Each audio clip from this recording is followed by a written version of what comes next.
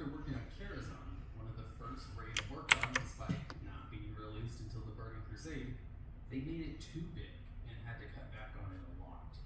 And that's probably why the Karazhan crypts were never made use of.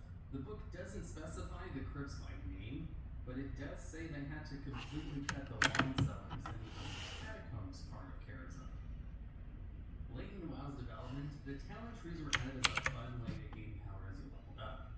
Before, they had a system that allowed you to spend points into various stats, but no matter what they did to make fun alternative stats, people would always just spend all of their points into the last ones.